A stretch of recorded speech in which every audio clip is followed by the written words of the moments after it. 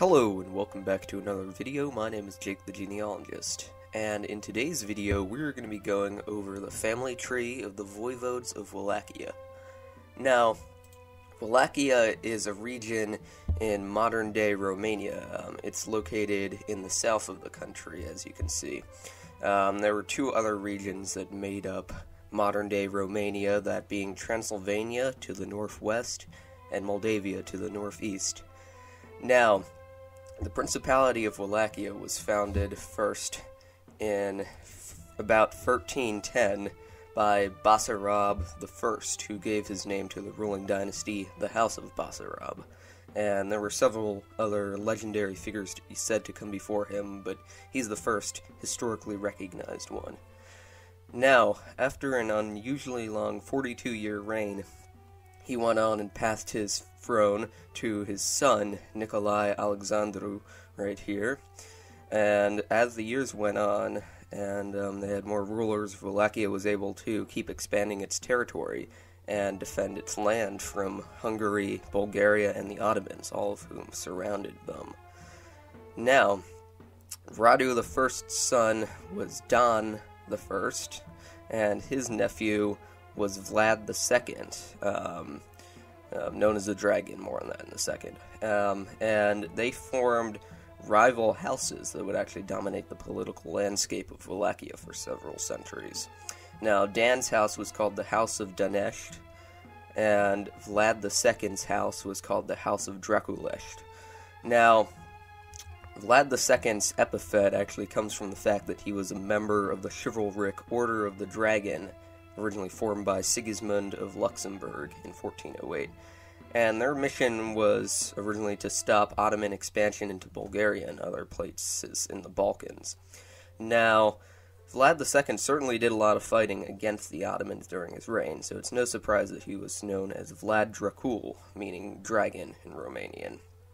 Now, he had several children that ruled. One thing to notice about the Wallachian voivodes is that they didn't really hold on to power for that long. As you can see, most of these rulers reigned for short periods of time, usually under 10 years.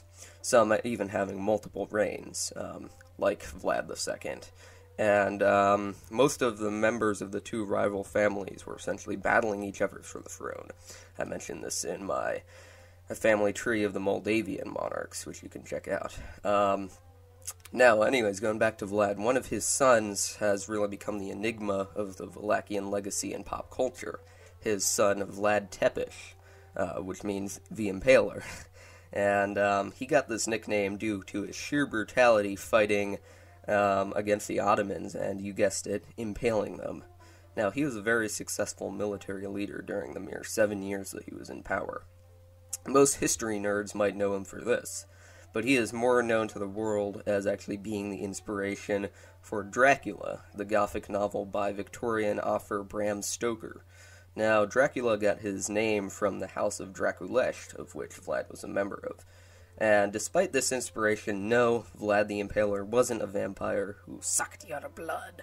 And the book and subsequent stories didn't actually take place in Wallachia, but rather in Transylvania, the other region of Romania. Now, funnily enough, Vlad's brother Radu had a bit of a more pleasant nickname, being called the Handsome, and Vlad's first cousin once removed from the Danesh family, Basarab IV, was actually called the Little Impaler, which I just love. Now, Vlad the Impaler actually did have some descendants. Useful Charts, in fact, made a video proving that Queen Elizabeth is a descendant of him. Go check that out. Now, Vlad had one son that ruled, Mihai the Bad, who carried on his cruel tactics by actually torturing boyars, who were the second highest ranking in the feudal system there. And he tortured the ones who spoke out against him, specifically.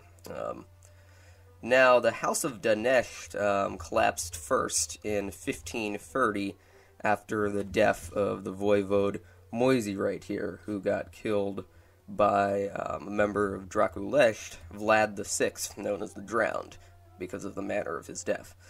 Now, Drakulesh actually continued on with occasional usurpers from the Moldavian royal family. And one of the most notable, and actually a Romanian national hero, was Mihail II, known as the Brave. And under his reign, at one point, he actually controlled, by conquest, all three Romanian principalities, thus uniting them for a brief amount of time.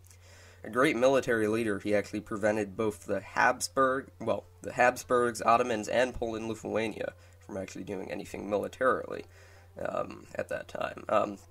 Unfortunately, he actually lost his power quickly in under a year, though that didn't stop him from going down in history as one of Eastern Europe's most memorable monarchs. Now, the last voivode from the Basarab house, and really the last of the Drakulesh, was Alexandru V, and after his death in 1627, there were no more rulers from the dynasty, except his brother, who for some reason ruled for like 1 year. 3 decades later, but that was a bit of an anomaly. And what ended up happening was essentially, in the grand scheme of things, in genealogy, chaos. Virtually all of the monarchs after this came from different families. This was the reason I didn't really show this part in my original Moldavian monarchs family tree back in the day, though I have added it to this one. Only a couple noble families were really able to establish themselves by having multiple rulers. Luckily, some of these are actually genealogically related to both the Wallachian and Moldavian monarchs, and to each other, so I can actually show it here. Many of these rulers from this period I actually have to miss out on, though, because they are non-dynastical. I'll put a list in the description of all the ones that I missed. Many of them also ruled both Moldavia and Wallachia, thus strengthening the closeness of these two principalities diplomatically. Now, the connection right here goes through the daughter of Moldavian voivode as well as Wallachian voivode Alexandru Ilias right here, and it goes through his daughter. Now, her daughter married Alexandru Mavrogheni, who came from a prominent Greco-Romanian family of Phanariates. And they had 2 sons who became voivode, Nicolae and Ioan I, as well as a daughter who we'll get to. Now, through Nicolae, 2 more sons became voivode, Constantin and Ioan II. Constantine had a son, Alexandru I, and Ioan had a son, Alexandru II. And through a daughter, they also have connections to several more minor families, the Maruzis and the Ypsilantes. Now, the daughter of Alexander, that I would get back to, Ruxandra, she married Matei Gica, who came from another major family, the Gica family. Now, they were of Albanian origins and were founded by George Gica right here, who had a son, Grigori I, and a daughter who married into another minor family, the Cantemirs. Now, Grigori's children were Matei and Ruxandra, who we'll get back to. Now, Matei, he had 2 sons, Grigori II and Alexander, who was non-ruling, and they had children in turn, that being Matei, Scarlat, and Grigori III, all who ruled, as well as another son, Dimitri. Scarlat had Alexandru Gica right here, and Dimitri had Grigori IV and Alexandru II. Now back to that daughter from before. She married into the final family right here, the Kalamaki family, another Phanariot family. Her son, Ioan Teodor, ruled, as well as his 2 sons, Grigori and Alexandru, and Alexandru's son was Scarlat. Through a daughter of Grigori came Mihail Sturza right here, and his nephew was the final ruler of Moldavia, Grigori Alexandru Gica right here. Now, come 1859, after a couple years of a little bit of diplomatic talks, Moldavia and Wallachia agreed to merge, thus creating the new United Principalities of Moldavia and Wallachia, which eventually merged with Transylvania to become the Kingdom of Romania in 1881. And so that about does it for this video. in the future, I'm probably going to make a little shorter video about the updated version of the Moldavian monarchs, because I improved that family tree quite a bit. And the other thing I wanted to say is I'll be back making more videos.